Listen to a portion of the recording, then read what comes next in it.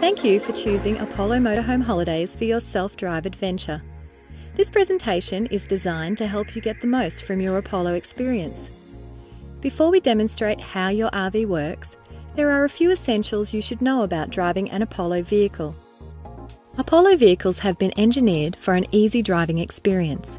However, RVs are much taller and wider than the average family car, and as such, should be driven with extra care. Take extra care when approaching bridges and tunnels, and be aware of low-hanging tree limbs. Avoid drive-throughs and undercover car parks. Always use truck lanes, especially at toll booths. Remember, your vehicle has extended mirrors as well. You will notice that the driver's cabin is set up a little differently than a car. Various driver controls may be positioned differently.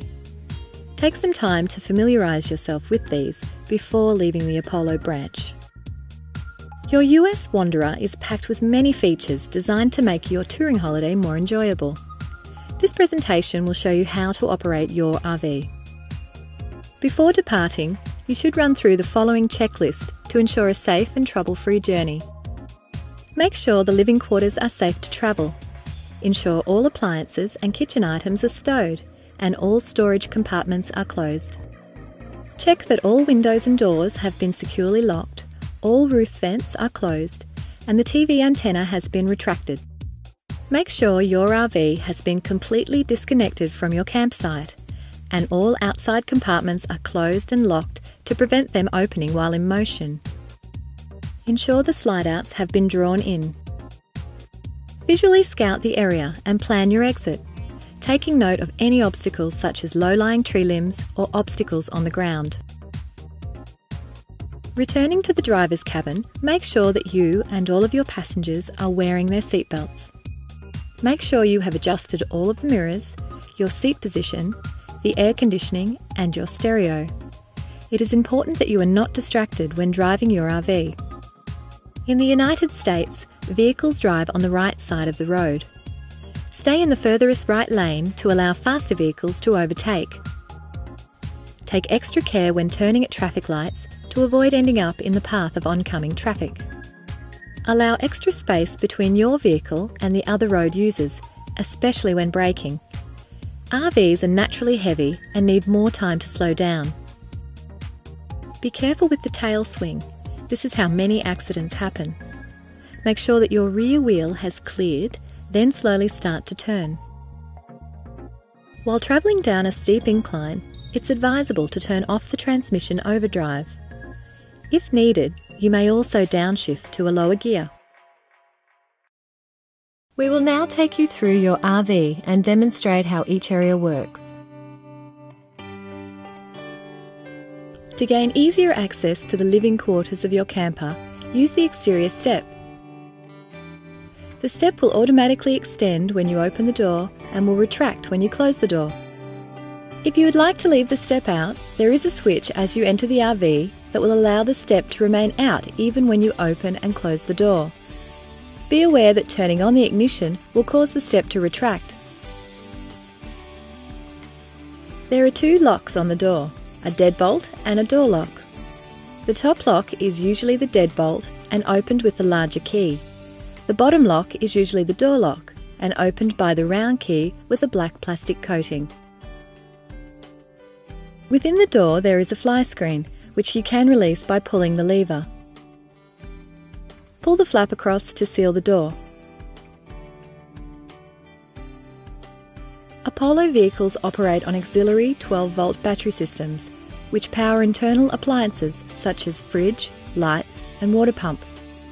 The switch for the auxiliary battery is located at the control panel.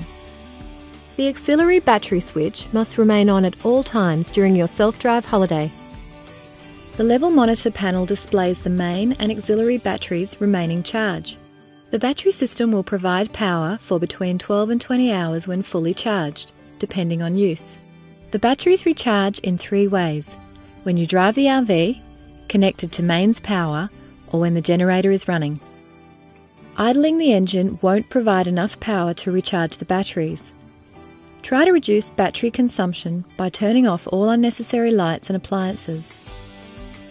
All vehicles can be connected to the 110 volt mains power via the supplied 30 amp extension lead. Most RV park circuits are rated at 30 amps. Make sure you have a 15 amp adapter when you leave the Apollo branch.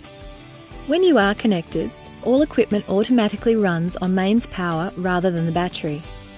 Appliances such as the microwave, rear air conditioning and power points only run on mains power. When not plugged into a campsite, it should be plugged into the electrical socket on the left inside the compartment. This will connect electricity from the generator while it is running and the RV's engine when driving. The mains power system is protected by a circuit breaker. Ensure that this switch is always in the on position. If the circuit breaker trips, turn off all appliances and reset it by switching it back on and turning on your appliances. If it trips again, disconnect the mains power cord or turn off the generator.